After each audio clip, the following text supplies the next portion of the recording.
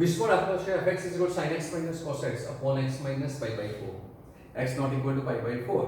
અને k છે જ્યારે x is equal to pi by 4 હોય અને આપણે એવું કીધું છે કે x equal to pi by 4 આગળ એ સતત છે તો અચળ k શોધો બરાબર તો આપણે ખબર છે અચળ k શોધવાનો છે સતત આપ્યું છે એટલે વિધેયનું લક્ષ is equal to મૂલ્ય થાય બરાબર તો અહીં f A x is equal to pi by 4 આગળ સતત છે therefore limit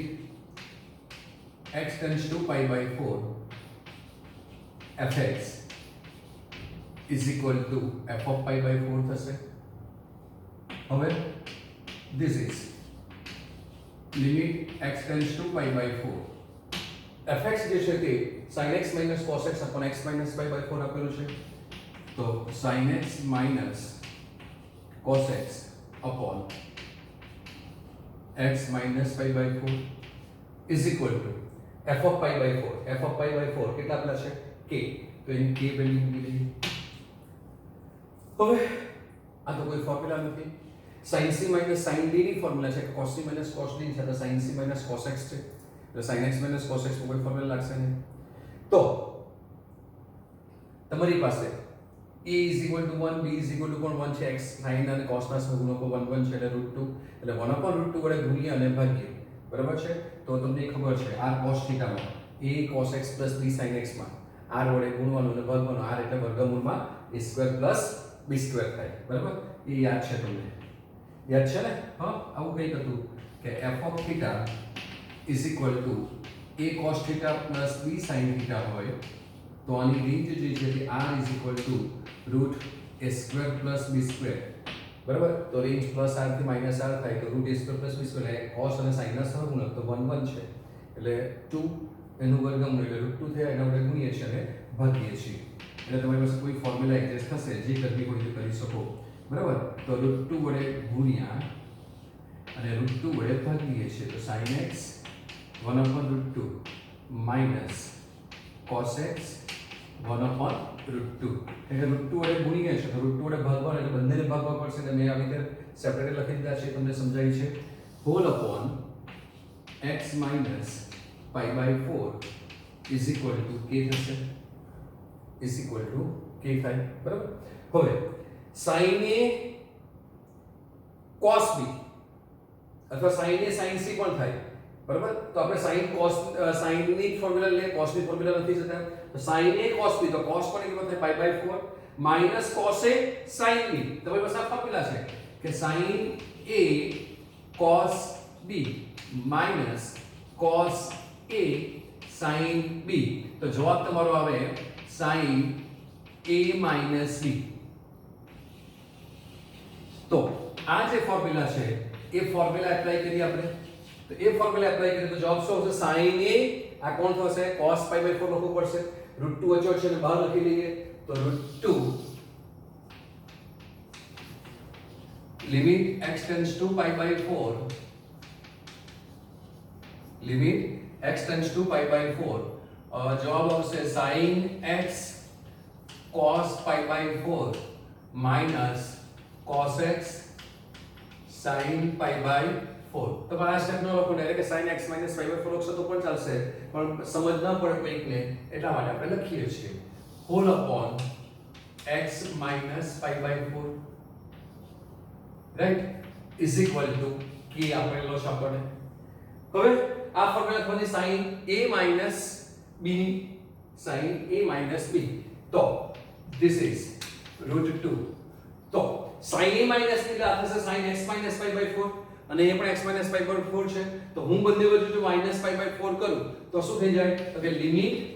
આ જે છે તે x minus pi by 4 કરું તો x minus pi by 4 tends to 0 થઈ જાય અને આ શું મળે તો કે sin x minus pi by 4 whole upon x minus pi by 4 is equal to k થાય એટલે શું થયું કે limit θ tends to 0 sin θ upon θ થઈ ગયું અથવા તો તમારે આવું ન લખવું હોય x tends to pi by 4 જ રહેવા દેવું હોય તો અહીંયા બાજુમાં લખી દેવાનું કે x tends to pi by 4 ત્યારે x minus pi by 4 tends to 0 થાય એટલે sin theta is root theta થાય અથવા તો તમે ધારો કે ધારી લો x minus pi by 4 equal theta તો sin theta upon theta ને x tends to pi by 4 there theta tends to 0 કોઈ પણ રીતે તમે લખી શકો છો તમને જે યોગ્ય લાગે તે એટલે √2 into k sorry √2 into 1 is equal to k થશે એટલે આપણને k ની વેલ્યુ જે છે તે √2 મળે છે શું મળે k ની વેલ્યુ √2 બરાબર છે સમજાય છે બરાબર જો તમારે પછી આ રીતે ન કરવો હોય ને sin c sin d ની ફોર્મ્યુલા એપ્લાય કરવી હોય તો પછી અમે cos ને sin માં ફેરવવો પડે અથવા cos c cos d apply કરો તો cos ને sin ને cos માં અથવા cos ને sin માં ચેન્જ કરીને તમે એપ્લાય કરી શકો છો તો પણ તમારા આ દાખલા આવશે પણ તમે આ રીતે √2 વડે ગુણો અને ભાગ કરીને sin sin કે sin sin cos કે sin cos કે cos sin cos sin આપ્યા હોય તો એ તમને ઇન્ટિગ્રેશનમાં પણ આ પ્રેક્ટિસ કરશો તો એક્ઝામ્પલ બહુ સરળતાથી તમારી પાસે આવશે બરાબર એટલે sin અને cos ની sin a minus b cos a minus b કે sin a plus b cos a plus b નું ફોર્મ્યુલા એડજસ્ટ કરતા તમે શીખો તો ઇન્ટિગ્રેશનમાં તમને આગળ જતા ઘણો ફાયદો થશે 21નું એક્ઝામ્પલ છે fx x to n minus 2 n upon x minus 2 જ્યારે x not equal to 2 હોય એટલે at x equal to 2 હોય ત્યારે એ જો x equal to 2 આગળ સતત હોય તો આપણે કે શોધવાનું છે MCQ માટે બોર્ડની એક્ઝામ માટે ખૂબ જ અગત્યનું એક્ઝામ્પલ બરાબર છે અત્યાર સુધીના એક્ઝામના દીધા કેમ તો કે વારંવાર એક્ઝામ્પલ બોર્ડની એક્ઝામ પૂછાય છે અને તમારી ભૂલ પણ પડે છે તો f A x equal to 2 આગળ સતત છે તો અહીં f A x is equal to 2 આગળ સતત છે અને f જો x equal to 2 આગળ સતત છે તો limit is equal to value થશે તો limit is equal to value લઈ લઈએ therefore limit x tends to a that is 2 f of x is equal to f of 2 થશે હવે fx તમે બસ આ આપ્યું છે અને x equal to 2 માટે એનું મૂલ્ય 80 આપ્યું છે તો એ કિંમત મૂકી દઈએ તો limit x tends to 2 x raised to n minus 2 raised to n upon x minus 2 is equal to f of 2 is 80 standard formula છે તમારી x raised to n minus a raised to n upon x minus a x tends to a પણ છે તો answer શું આવે તો કે answer આવે n x raised to એટલે કે 2 raised to બરાબર n a raised to n minus 1 તો n minus 1 આવશે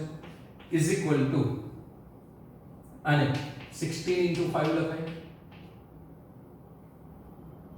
બરાબર છે 16 into 5 તો એનું આમ લખી શકું 5 into 2 raised to 5 minus 1 લખી શકાય 5 as it is 2 ની 4 ઘાત થઈ ગઈ એટલે 16 થયા આની સાથે કમ્પેર કરીએ તો તમારી પાસે શું થાય તો કે n is equal to 5 થાય n minus 1 is equal to 5 minus 1 છે તો પણ તમને n is equal to 5 મળે બંનેના આધાર 2 2 છે એનો અર્થ શું થાય તો કે આની સાથે કમ્પેર કરીએ તો n is equal to 5 answer થાય બરાબર તો આ જે ફેક્ટર લેવાના છે સ્પ્લિટ કરીને અને બરાબર એ તમારા માટે ઇમ્પોર્ટન્ટ છે કે એવા તમારે એના અવયવ લખવાના છે કે n into 2 raised to n minus 1 થાય એટલે n નીચે ઘાત હોય તે જ ઘાત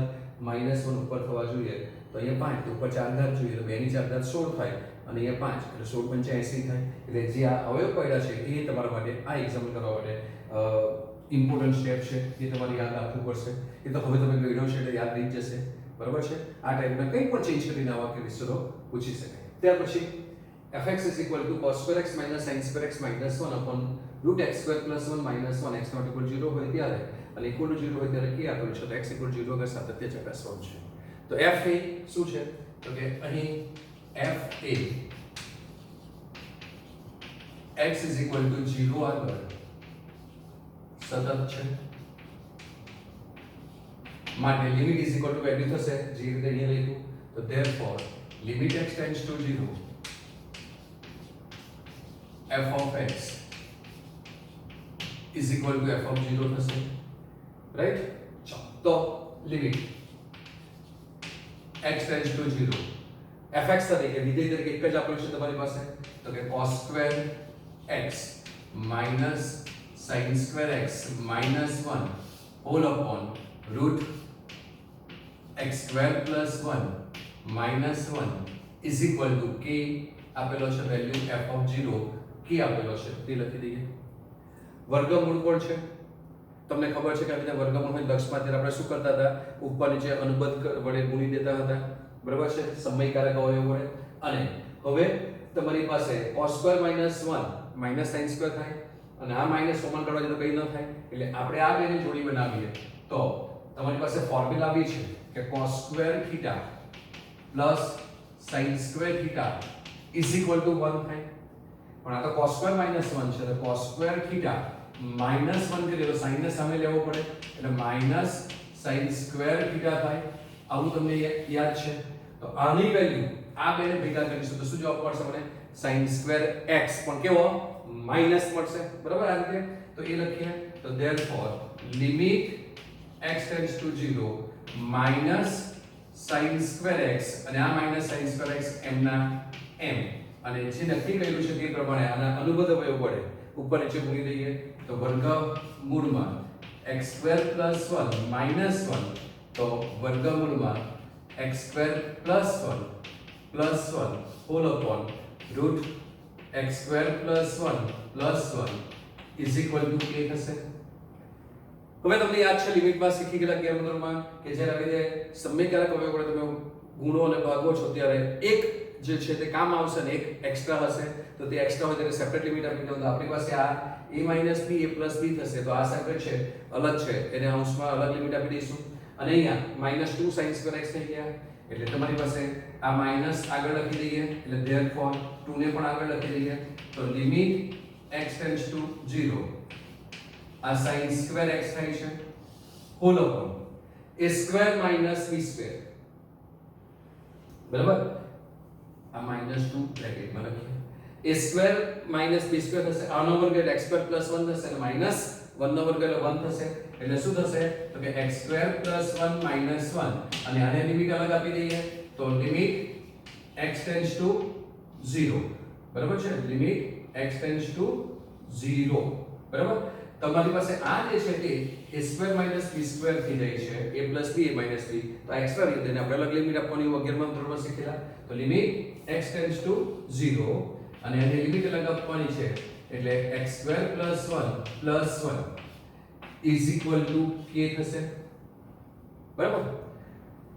1 1 કેન્સલ થશે, sin x upon x આખાનો વર્ગ થઈ જશે, એટલે આપણે આમ લખી શકીએ કે therefore -2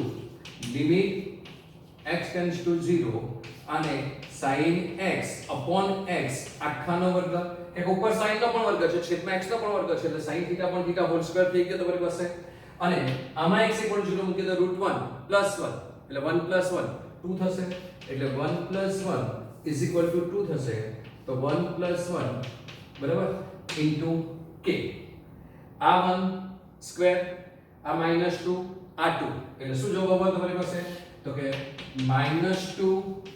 1 અને પેલો 2 ઇઝ ઇક્વલ ટુ k થશે. આ 2 થશે ને, હા, એટલે 2 * 2 4 થાય, અને માઈનસ પણ છે, એટલે k ઇઝ ઇક્વલ ટુ -4 જવાબ મળે, બરાબર. તો બંને સારા એક્ઝામ્પલો છે, પરીક્ષામાં પૂછવાના લાયક છે એમસીક્યુ માટે. 22મો ક્વેશ્ચન છે fx = ax + b 0 ≤ x < 1, 2x + 3 1 ≤ x < 2, અને x + a x > 2 હોય, અને f જે x = 1 અને 2 આગળ સતત હોય, તો આપણે a અને b બે અચળ છે, તો તે બે અચળોની કિંમત શોધવાની છે. હવે આ પ્રકારના દાખલાઓમાં તમને ઘણી વખતે કિંમત કયા બિંદુ સતત છે કે અસતત છે તે ન કીધેલું હોય, સતત છે ન કીધેલું, અસતત વાત જ ના આવે, તો તમને ખબર છે કે જ્યાં સૂત્ર બદલાય ત્યાં મહદઅંશે અસતત હોય છે. મહદઅંશે, હું હંમેશા અસતત નથી કહેતો. તો તમારે તે બિંદુ વચ્ચે ખરો આપણી પાસે 1 અને 2 બે બિંદુ આગળ છે, અહીંયા 0 છે, પણ પછી <0 વાળું આપણી પાસે જે છે તે છે, <0 વાળું છે નહીં, એટલે કંઈ ખબર ના પડે. બે બિંદુઓ તમને દેખાય છે 1 અને 2, અને એક બે બિંદુઓ તમને આપેલા છે. તો આપણે x = 1 આગળ ચેક કરી લઈએ પહેલા, બરાબર, અને એક સમીકરણ મળશે, પછી x = 2 આગળ બીજું સમીકરણ મળશે, અને બે સમીકરણો ઉકેલ શોધીશું, એટલે આપણો જવાબ આવી જશે. તો f એ x = 1 આગળ સતત છે, therefore limit x → 1 fx is equal to f of 1 થશે. હવે x ટેન્ડ્સ ટુ 1 બરાબર છે ત્યારે fx લેવાનું છે. તો મારી પાસે x ટેન્ડ્સ ટુ 1 ત્યારે ઇક્વલ ટુ 1 હોય ત્યારે fx માં તમારી પાસે 2 આવે છે એટલે આપણે ડાયવર્જન્સનું લક્ષ જમણી બાજુ લક્ષ પણ શોધવા પડશે બરાબર છે. 3 પ્રકારના છે તો લિમિટ x ટેન્ડ્સ ટુ 1 એટલે જ્યારે આ રીતે 3 તમારી પાસે વિડિયો વ્યાખ્યાયિત કરીને આપેલા હોય અલગ અલગ ત્યારે left hand side right hand સાઈડની જરૂર પડે તો તે વખત તમે આમ ન લખો direct left hand side limit is right hand side limit is મૂલ્ય લખી દો તો પણ ચાલે. અને આવી રીતે સમજ પડે કે મને હવે આ નથી મારી પાસે અવેલેબલ અહીંયા તો બે વિધિ છે અહીંયા તો તે રીતે તમે લેફ્ટ હેન્ડ સાઈડ અને રાઈટ હેન્ડ સાઈડ લિમિટને ત્યાંથી સ્પ્લિટ કરી નાખો તો એ તમારા માટે બેસ્ટ રહેશે કે કંઈ ગોખવું ના પડે. તો limit x tends to 1 from left fx is equal two limit x tends to 1 from right fx is equal two f of 1 થશે. હવે 1 ફ્રોમ લેફ્ટ 1 ફ્રોમ રાઈટ અને મૂલ્ય તમને ખબર છે કે આમાંથી કોઈ પણ બે તો સરખા આવવાના જ છે. એ તમે ઘણી વખત રેફરન્સ બુકોમાં શું કરેલું છે તમને બે જ લીધા છે. અમુક વખત લેફ્ટ હેન્ડ સાઈડ લિમિટ અને મૂલ્ય લીધા છે, અમુક વખત રાઈટ હેન્ડ સાઈડ અને મૂલ્ય લીધા છે. તો તમને કન્ફ્યુઝન થશે કે મારે શું કરવાનું. તમારે આમાંથી શોધી લખવું પડે ક્યાં સરખા થાય છે બરાબર. તો એ તમારી પાસે લેસ ઓર ઇક્વલ ટુ અહીંયા 0 છે, અહીંયા 1 છે અને અહીંયા 1 એ તમારી પાસે ઇક્વલ ટુ 1 જ્યાં હોય ને ત્યાં તમારી પાસે સરખા થાય એટલે તમારી પાસે લેફ્ટ હેન્ડ સાઈડની લિમિટ મૂલ્ય સરખા થશે બરાબર છે. સોરી રાઈટ હેન્ડ સાઈડની લિમિટ અને મૂલ્ય સરખા થશે, લેફ્ટ હેન્ડ સાઈડની લિમિટ અલગ આવશે. તો એ બધું તમારે યાદ રાખવું પડે. અત્યારે બોલતા બોલતા મારાથી પણ ભૂલ થઈ ગઈ કે બરાબર જોયું ન હતું આપણે કે અહીંયા લેસ ઓર ઇક્વલ ટુ 1 છે 1 થી 2 એટલે x ગ્રેટર ધેન 1 એટલે રાઈટ હેન્ડ સાઈડ લિમિટ અને મૂલ્ય સરખા થાય. એના કરતા બેસ્ટ વે તમે આ રીતે આવું લખી નાખો. પરીક્ષામાં ભૂલ થાય તે ન ચાલે. મારી રીતે બોલતા બોલતા ભૂલ થઈ ગઈ બરાબર છે. તો તમારી આવી ભૂલો થાય તે ન ચાલે. જો કે મારે તો તમારી સાથે જોતા જોતા વાત કરતા કરતા જોવાનું હતું એટલે ભૂલમાં અહીંયા ઇક્વલ ટુ હતો કે અહીંયા હતો તે આપણે જોવાનું રહી જાય તો આવી ભૂલો થઈ શકે. તેના કરતા આવી રીતે લખ્યું હોય અને પછી તમે પ્રોપર લખો તો તમારો કોઈ ભૂલ થવાનો અવકાશ ન રહે બરાબર છે. તો therefore limit x tends to 1 from left. Now 1 from left એટલે x less than 1. x less than 1 ક્યાં છે તે પકડવાના એટલે એના આપણે વિધેય આ વ્યાખ્યાયિત થાય એટલે ax પ્લસ b થાય is equal to limit x tends to 1 from right. 1 from right એટલે x greater than 1 x ની કિંમત 1 કરતા મોટી તો 1 થી જ્યાં લે છે એ મોટી એટલે આ તમારી પાસે આવે એટલે તમારી પાસે આવશે twice x plus 3 is equal to મૂલ્ય એટલે કે f of 1 તો equal to 1 અહીંયા છે અહીં તો લેસ ધેન છે એટલે આ લેવાનું. તો મેં તમને કીધું કોઈ આ બે સરખા આવશે તો એ આવી ગયા તો x ની જગ્યાએ 1 મૂકવાનો છે એટલે 2 plus 3 આ રીતે તમે વેલ્યુ લખી દો. પછી આ બે સરખા આવે છે તો કઈ નહીં એકવાર તમે આનો જવાબ લખી દો ધારો કે આ તો પછી આ પાછળ લખવાની કઈ જરૂર નથી તમને ખ્યાલ છે. હવે તો આ રીતે કરશો તો તમારી ભૂલ થવાની શક્યતા ઓછી રહેશે એટલે તમારી આન્સરની પરફેક્ટ જે તમને સાચો આન્સર જોઈએ તે મળશે બહુ ઇઝીલી. ચાલો x ની જગ્યાએ 1 મૂકવાનો છે છેદ જેવું તો કઈ છે નહીં એટલે ડાયરેક્ટ લિમિટ એપ્લાય કરી દઈએ બરાબર. તો a + b is equal two x ની જગ્યાએ 1 મૂકવા જ પડે છે એટલે 5 લખી દઉં બરાબર છે. આમાંથી કોઈ પણ એકને સૂત્ર કરતા બનાવી દઈએ અથવા તો બે સમીકરણ આવશે તો ઉકેલ શોધવો પડશે તો આપણે b ને સૂત્ર કરતા બનાવી દઈએ તો 5 - a થાય સમીકરણ નંબર 1 કહી દઈએ બરાબર છે. સમજાય છે અથવા આ રહેવા દો તો પછી બીજું સમીકરણ મળશે તો એનો ઉકેલ શોધવો પડશે તો આપણે એલિમિનેશનની રીતે જ લોપની રીતે જ શોધવા કરતા સબસ્ટિટ્યુટ કરીને શોધી કાઢીશું બરાબર. ચાલો હવે f એ x = 2 આગળ સતત લઈ લઈએ તો હવે f એ x = 2 આગળ સતત છે માટે હવે તમે આ ન લખો તમને ખબર પડી ગઈ છે કે મારે આ જ લખવાનું છે તો આપણે લખી નાખીએ કે હવે તમને ખ્યાલ જ છે એટલે શું થશે તો કે therefore limit x tends to 2 from left fx is equal to limit x tends to 2 from right fx is equal to f of 2 થશે. Therefore limit x tends to 2 from left. Now 2 from left એટલે x less than 2 તો ક્યાં x less than 2 દેખાય આ રહ્યો તો ત્યારે વિધેય કોણ છે આ એટલે twice x plus 3 થશે તો કે twice x plus 3 is equal to limit x tends to 2 from right. 2 from right એટલે x greater than 2 તો x greater than 2 આ છે અને equal to 2 પણ એક છે એટલે કોણ આવશે તો કે x plus a તો x plus a અને x ની જગ્યાએ 2 મૂકવાના છે એટલે 2 plus a થશે એટલે આપણે ઇક્વલ ટુ મૂલ્ય પણ મૂકી દીધું છે મેં તમને કીધું ઇક્વલ ટુ પણ છે એટલે તો આ રીતે તમારી પાસે કોઈ પણ બે સરખા આવશે અને એક અલગ આવશે તો શું વાંધો છે તમને લખવામાં ગોખવા કરતા બરાબર કે લેફ્ટ હેન્ડ સાઈડ લખું કે રાઈટ હેન્ડ સાઈડ લિમિટ લખું એમ. ચાલો તો x ની જગ્યાએ 2 મૂકીએ તો 2 into 2 4 x ની જગ્યાએ 2 into 2 4 plus 3 is equal to શું જવાબ છે તમારી પાસે 2 plus a